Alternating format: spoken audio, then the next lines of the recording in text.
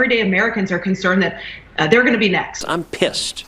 I'm pissed at these over and over and over again. As Republicans take our medicine and realize the election wasn't rigged, Donald Trump was the worst candidate ever in the history of the party, even worse than Herschel Walker.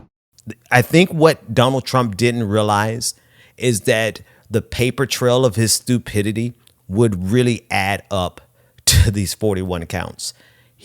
Across all of his 4 indictments, he's facing a total of 91 counts against him that he has to defend against over the next year and a half as he prepares to run for president. And one of his main talking points right now is that he believes that he is being indicted on behalf of the voters. The voters are the real people that the government is going after. Here is Representative Ashley Hinson from the 2nd Congressional District of Iowa on Newsmax, making that case for Donald Trump, that scaring Americans, making them think that, no, they're not after a president who conspired to remain in power and to overthrow the government.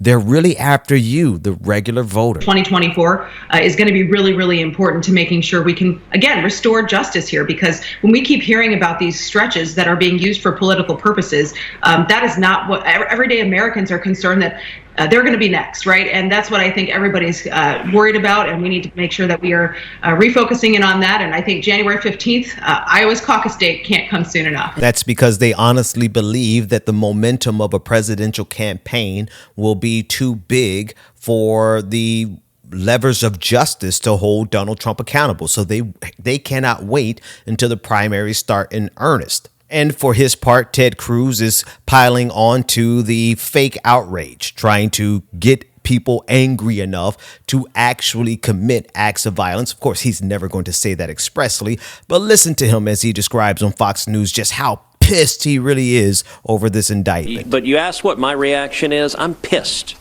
I'm pissed at these over and over and over again. If there are indictments tonight, it'll be the 4th indictment of Donald Trump. This is disgraceful. Our country is over 200 years old. We have never once indicted a former president or a candidate and a leading candidate for president. And this is Joe Biden and this is the Democrats weaponizing the justice system because they're afraid of the voters. This is disgraceful. It is wrong, and it is an abuse of power by angry Democrats who have decided the rule of law doesn't matter to them anymore. As I listen to that clip, I see he was really doing his best to make himself actually angry so he could get a viral moment.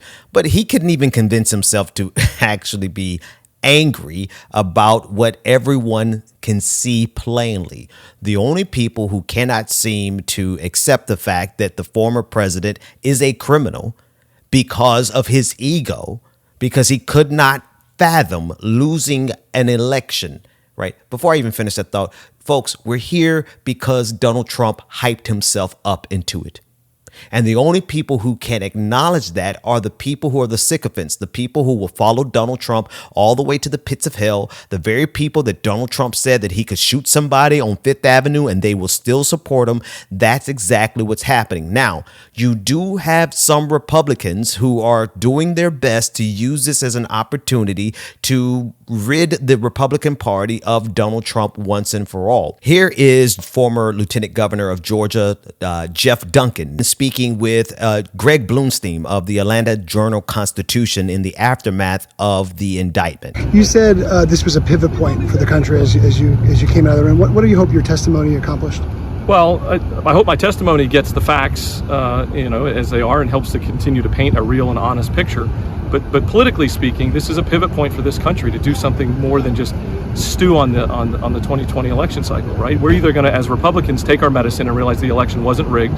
Donald Trump was the worst candidate ever in the history of the party, even worse than Herschel Walker.